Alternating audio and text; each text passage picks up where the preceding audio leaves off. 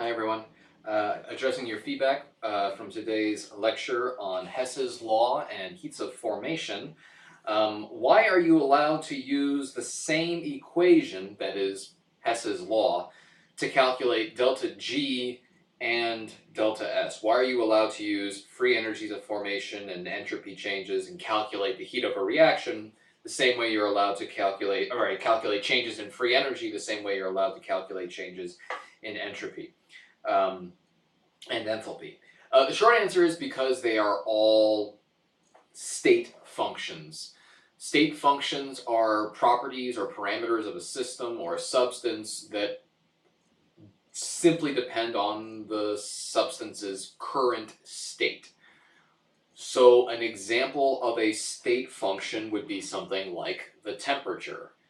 The current temperature doesn't depends on what the previous temperature was. The current temperature has the value of the current temperature. So a state function, something like temperature, has this property, that its value, the change in its value, is the final value minus the initial value. And if several changes occur, several temperature changes occur, the total change in temperature is just the sum of the individual changes in temperature. So like if the temperature goes up by 5 degrees, then it goes down by 10 degrees, then it goes up by 15 degrees. Well, actually, let me say it. If the temperature goes up by 5 degrees, and then it goes down by 10 degrees, and then it goes up by 15 degrees, then the net change in the temperature is plus 10 degrees. And I can either figure that out by looking at the initial temperature and the final temperature and calculate the change in temperature there, or I can look at how the temperature changed. Again, the reason why this works is because temperature is a state function. The temperature of a substance doesn't depend upon what its previous temperature was, it just happens to have that temperature. Same thing is true for enthalpy, free energy, and entropy. A substance just happens to have a particular current value of free energy or enthalpy. And so if it undergoes multiple changes in free entropy, multiple changes in, free energy, multiple changes in enthalpy, the net change in that state function is just going to be the sum of all the other changes in it. Anyway, so that's why you're allowed to use the same logic for free energy and entropy, is because they are both state functions, just like enthalpy is and temperature is.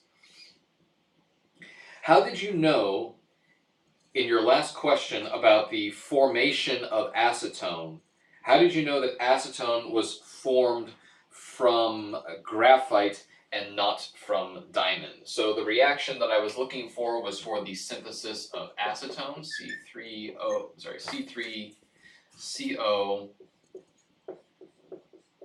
CH3. So acetone is a liquid under normal conditions, and if I were going to write the chemical equation describing the formation of acetone, it would be, well, I gotta have carbon, so I'll need I need 3 moles of carbon. I'll need 3 moles of H2,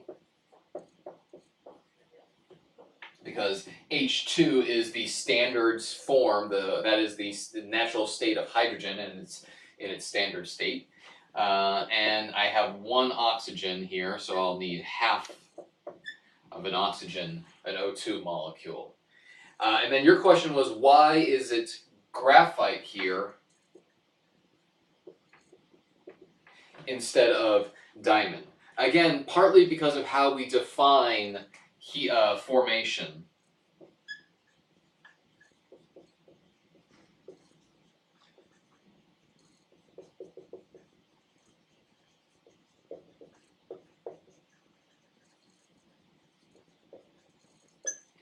We define the heat of formation for a substance as the enthalpy change when it's formed from its elements, so that's going to be carbon, hydrogen, and oxygen, in their standard states. Standard state is the lowest energy, most stable state for a substance, whether it's an element or not, at 1 atmosphere of pressure and 25 degrees Celsius. And at 1 atmosphere of pressure and 25 degrees Celsius, the most stable, most common form of carbon is in the form of graphite. So we will say that that is the standard state of carbon. We kind of have to assert that. How would you know that in advance? For this question, that is you may or may not know that. We have to. That's a little bit of outside knowledge that is required. You might have been able to sort of deduce that based upon our previous discussions where we said that graphite releases less energy, is therefore lower in energy than diamond is. And if we understand that, okay, really it's supposed to be forming elements in their most stable standard state, that implies that graphite is the stable state for carbon and not diamond. So that's the rationale there. I had another question about this. Why is it okay to have a half here? And I was actually discussing this with other people, and I was always upset about this. This is not saying half of an oxygen molecule, an O2 molecule. Remember, these are molar coefficients. They're telling you how many moles of graphite, how many moles of hydrogen, how many moles of oxygen molecules do you need. So remember, a mole of oxygen molecules is Avogadro's number of oxygen molecules. It's many, many, many oxygen molecules. This is not literally saying half an oxygen molecule. It's half a mole of oxygen molecules, which is perfectly fine. It's fine to talk about fractions of a mole. Now, you're right in the sense that we almost never see these fractions in balanced chemical equations. It's perfectly fine if what you understand is, oh, it's just referring to the relative ratios of moles. If I was going to look at an actual reaction here, this would still take a full oxygen molecule, 6 hydrogen molecules, and 6 graphite atoms to make 2 molecules of acetone. But we define heat of formation as being the formation of 1 mole. I should write that over here. Formation of 1 mole of a substance. So I have to have exactly a 1 here. And that's going to require that I have a half of a mole of oxygen molecules there. So again, it's okay because we sort of understand we're talking about moles of substances, not individual molecules of substances. This is not saying half a molecule of oxygen. It's half a mole of oxygen molecules. Why can't you measure H and G directly? Technical difficulties, I guess. Enthalpy, H, is sort of, we introduced it as a metric of energy because it's something that we can easily measure. But what we measure really is heat.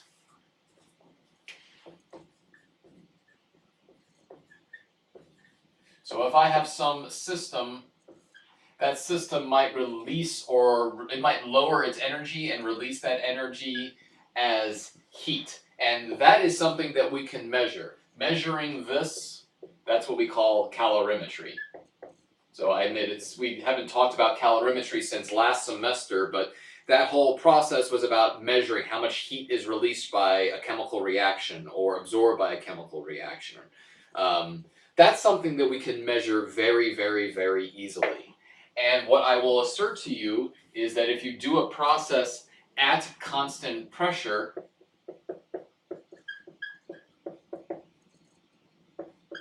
then the heat that's released for a chemical reaction is equal to the, well actually it's equal and opposite to the change in the enthalpy of the reaction. Again, it's specifically defined as the change in the enthalpy.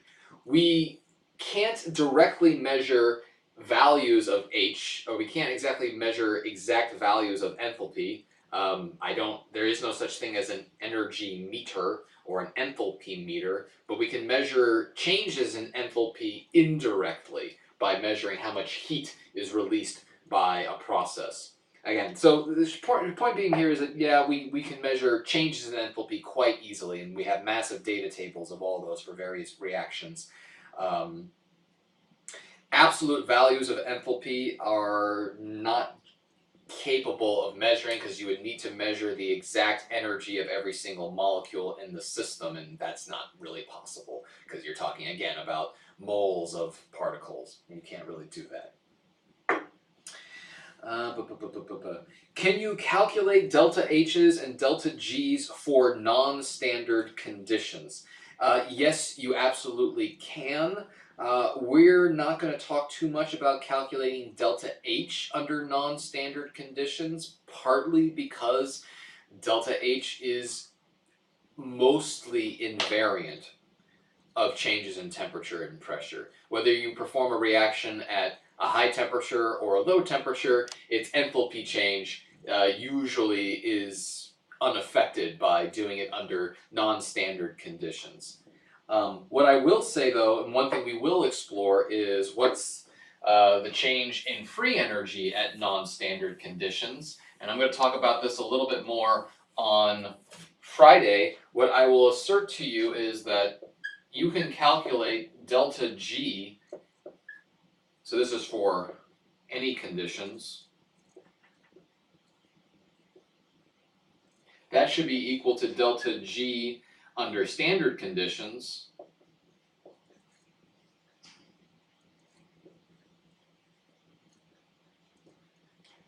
plus R, that's the gas constant, times the temperature. So if you change the temperature, that's one way you can take that change into account, times the natural log of the system's reaction quotient. So we recall that reaction quotient is concentration of products over reactants.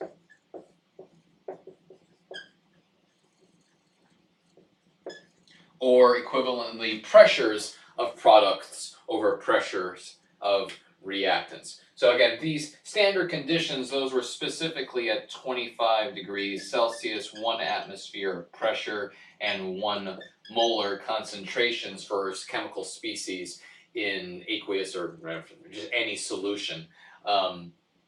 If they're not at a concentration of 1 molar, or if you're looking at any particular sets of possible concentrations, then you can take into account those non-standard conditions by this expression. And again, we'll talk about this more on Friday, but I do want to give you a little preview there. Could you do more explosive demonstrations in class? You know, honestly, I'd love to, but I don't think it's a good idea for me to be burning things in Siever 100, just considering the setup that we have there. I'm a little hesitant to do that, but I'll see maybe if I can get something fun for the last day of class. I'll try to see if I can do that. Delta H reaction versus delta H formation. What's the difference between them? When should you use which?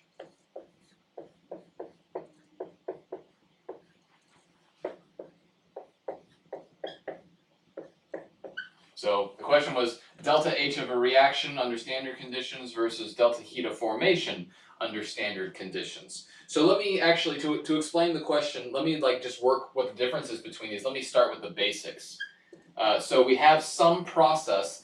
That process might be going from reactants to products. The enthalpy change for this reaction is delta H of the reaction. So it doesn't matter what the reaction is, delta H reaction just says what is the enthalpy change, how much heat is released by this reaction. Delta H reaction with a little knot is saying what's the heat of this reaction, how much heat is released if you perform it under standard conditions.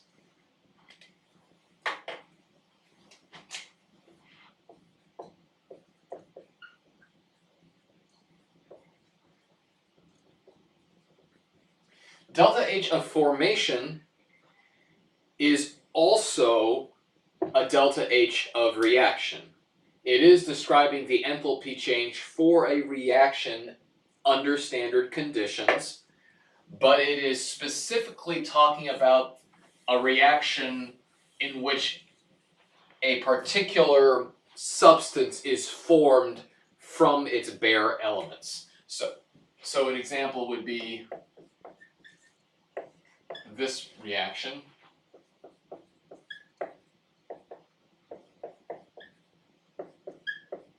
If I were to perform this reaction under standard conditions, I can measure the enthalpy change for this reaction, and because this reaction involves the formation of a molecule from its constituent elements in their standard states, hydrogen and oxygen molecules, then I can say the enthalpy change for this reaction is equal to the free energy, the enthalpy of formation of H2O.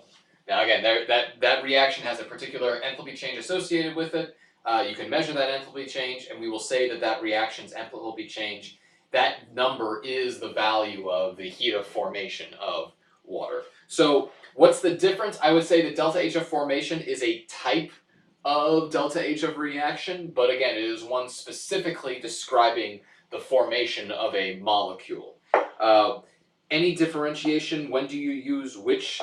I mean, it's not like, oh, you only use these in a single case, but generally speaking, we'll use enthalpies of formations to calculate the heats of more complicated reactions, where I have a bunch of complicated substances converting into a bunch of other complicated substances. I can simply add and subtract their heats of formation and calculate the heat of the reaction that way.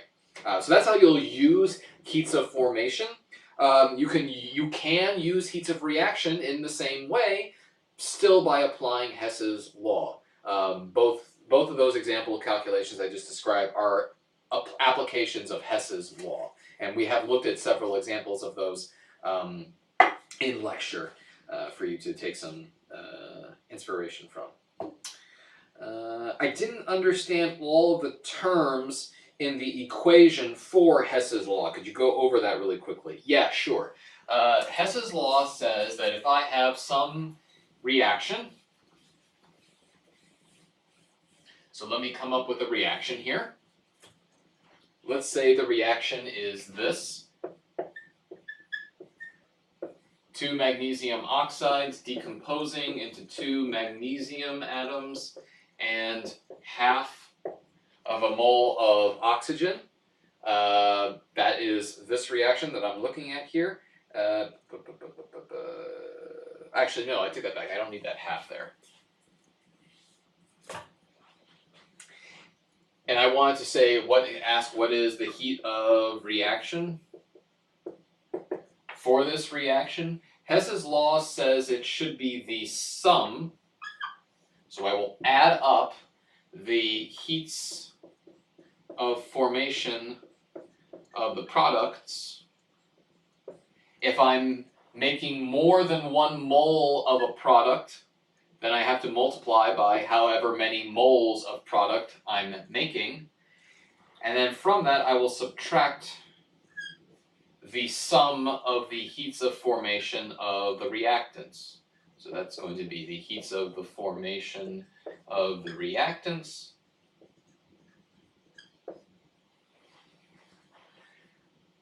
times their molar coefficient. So let me label or annotate each term here. Again, this symbol means sum, or just add up. This is referring to the molar coefficient of the chemical species in the balanced chemical equation, and then these are the heats of formation. So for this reaction, if I were going to calculate this, it would be, the calculation here would be,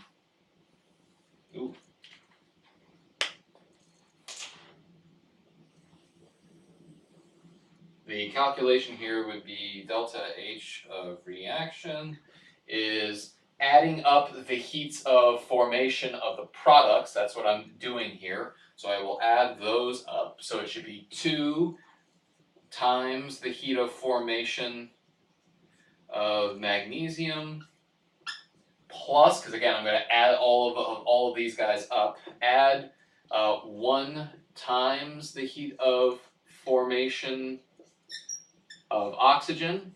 So that's all my those are all my products. Subtract from that the heat. Ooh, can people even see that? Heat of formation of my reactants. That's going to just be 2 times the heat of formation of magnesium oxide. So this reaction, the heat of this reaction, if we can take a quick look here, is going to just be equal to, delta H of this reaction should be equal to, where do I want to put this? Well, take a moment, see if you can not calculate, but simplify this expression somehow and assert what the heat of this reaction should be. It should be equal to just negative, should be equal to negative 2 times the heat of formation of magnesium oxide.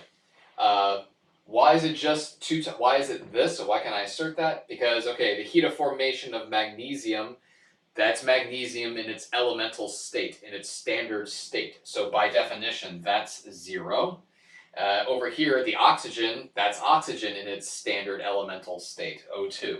So that one cancels out. So this first set, it takes nothing to heat up the oxygen. It takes no energy to make the magnesium and no energy to make the oxygen. Alternatively, what you could look at is recognize this reaction is the reverse of a formation reaction, because I would be, if I reverse this reaction, I would be forming magnesium from, I'd be forming magnesium oxide from 2 moles of magnesium and oxygen. I would be forming it from its elements in their standard state. So this reaction represents the reverse of the heat of formation of magnesium oxide. That's where the negative comes from. It's 2 times that because we're actually forming 2 moles of magnesium oxide, not just 1.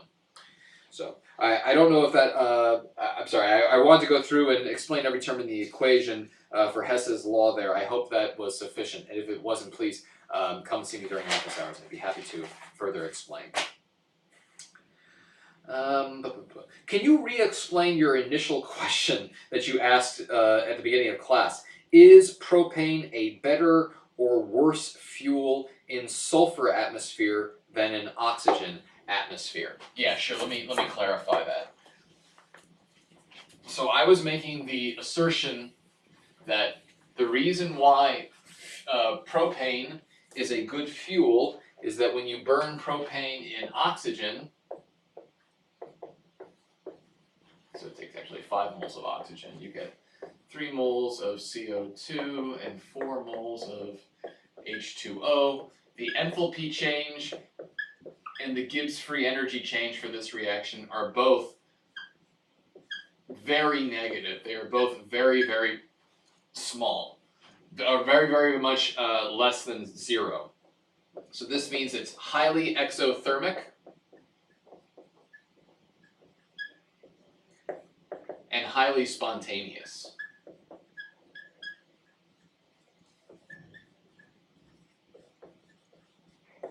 That's what makes propane a good fuel in oxygen, is that when you react it with oxygen, you have a very, very large negative change in enthalpy. A lot of energy is released as heat, hence exothermic, and it occurs very readily. It's very spontaneous because there's a very large drop in free energy. My question was, is propane going to be just as good a fuel if instead of trying to burn it in oxygen, I'm trying to burn it in a sulfur atmosphere? So I'm trying to burn it with disulfur instead of molecular oxygen.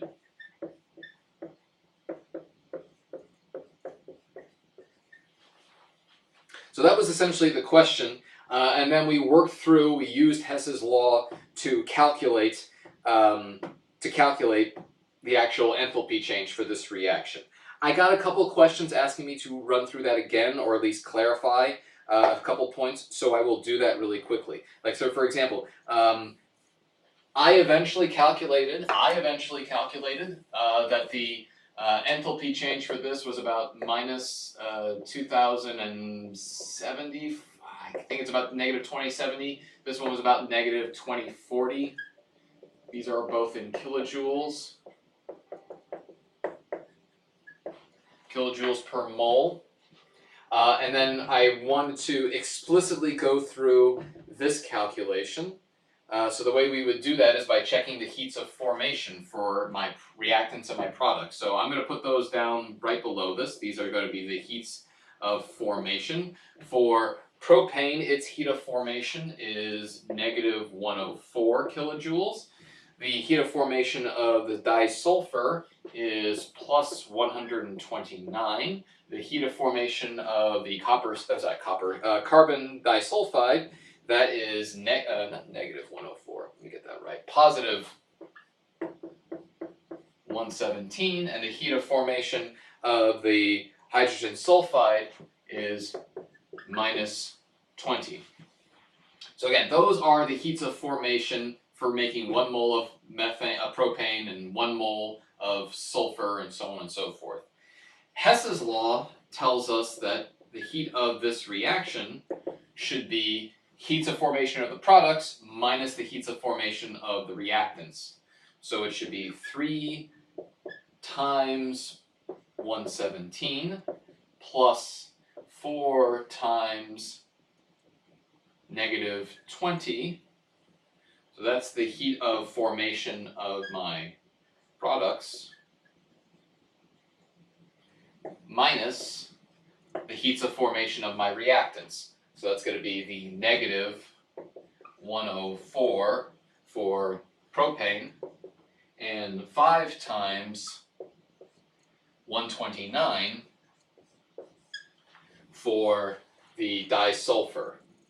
So I had one comment. I got 541 by adding together the delta H's of the products. So yeah, this term right here is 541.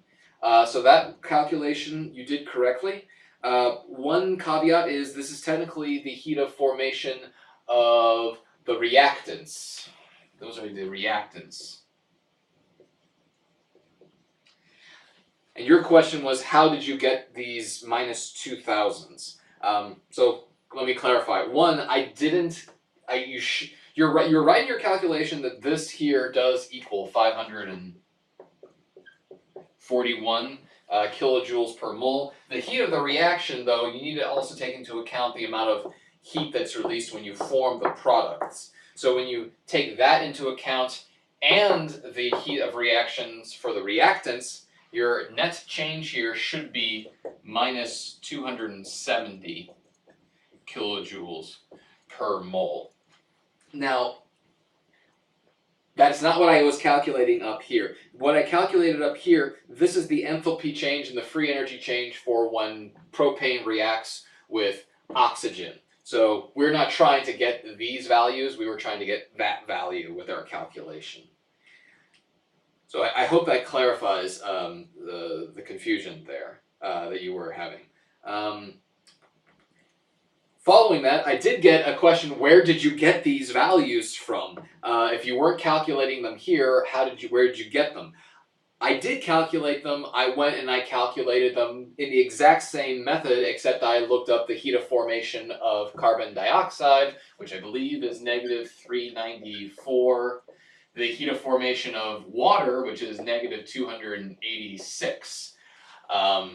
So you can get you should be able to get the same calculated values for these. Obviously, the heat of combustion, the heat of formation of propane is the same. It's still minus 104. Heat of formation of oxygen. This is oxygen in its standard state, so that's going to be 0. So you should be able to get the same calculated values for the heat of formation and free energy of formation, or heat of reaction and free energy of reaction for combusting propane and oxygen with those values.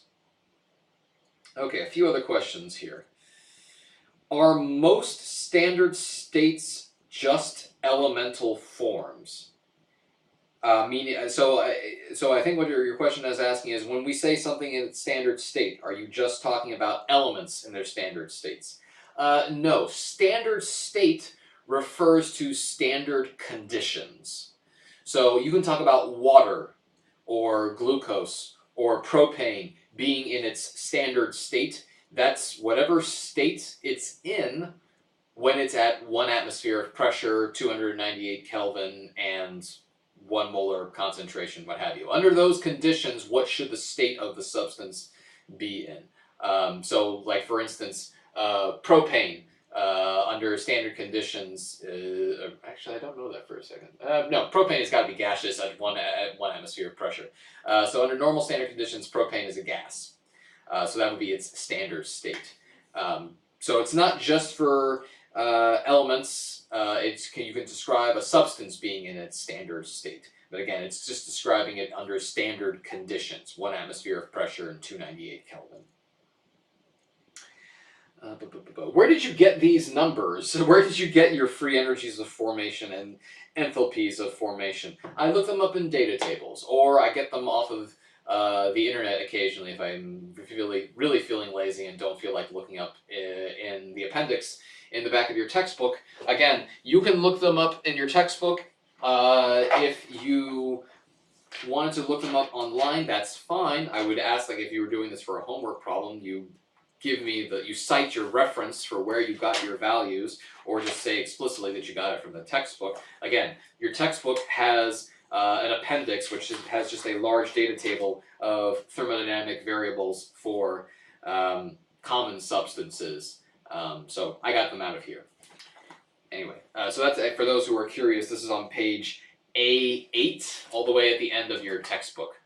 So it's in the appendices, page 8.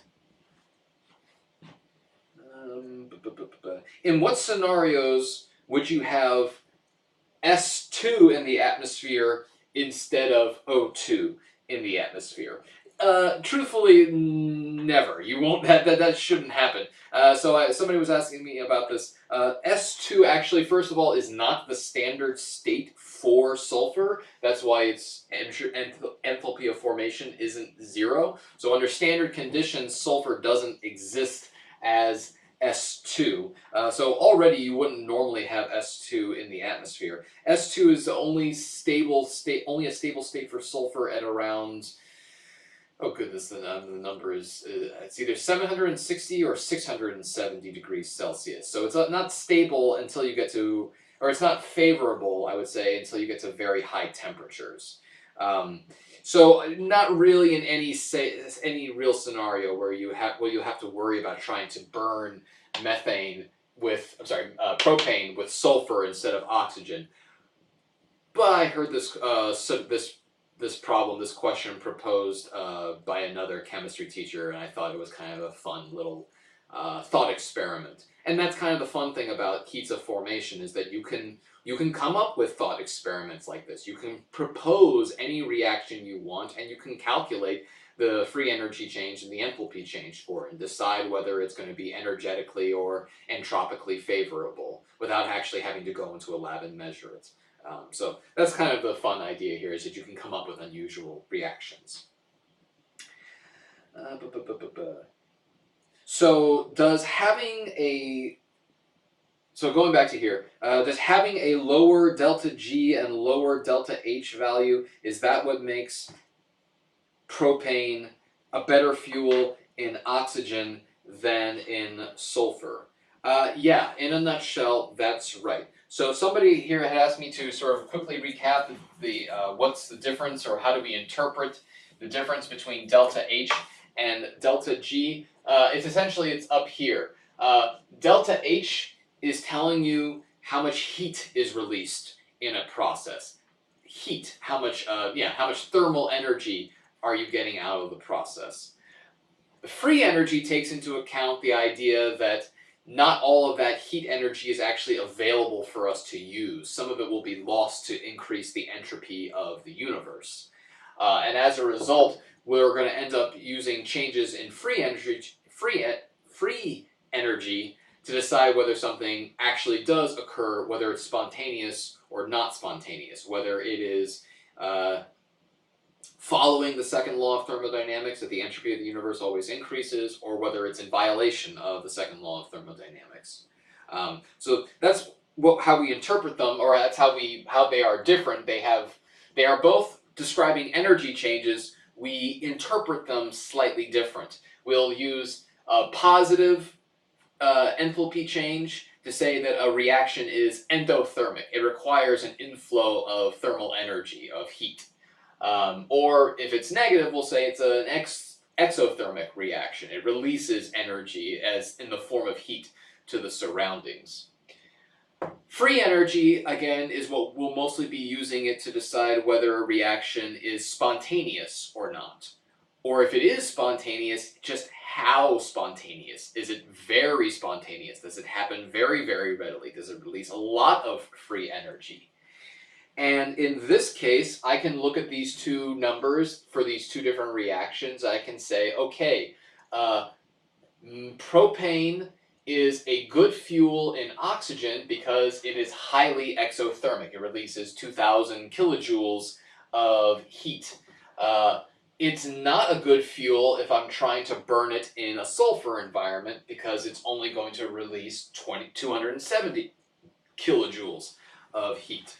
So that kind of shows that whether something is a good fuel is somewhat dicey. It's not just dependent upon the substance itself. It depends upon the actual nature of any chemical reactions you would like to do with it. Case in point, if I took propane and I put it into a pure nitrogen environment, or even better, a pure helium environment, I would say it's not a fuel at all at that point, because nitrogen and helium are very inert gases. They don't react with anything. There's essentially no reasonable reactions I can come up with between propane and helium. It's not going to form any products. So in that case, we would say propane is just not a good fuel at all. It depends upon what else I can react with it. So there's that. Okay, so that's all the questions for today. If I haven't addressed some of your concerns, as always, I'm frequently available in my office. I have an open door policy. If you have questions, just stop by, shoot me an email. If I don't see you in the office, I will either see you tomorrow in lab or on Friday in lecture. So have a good day, everybody. Take care.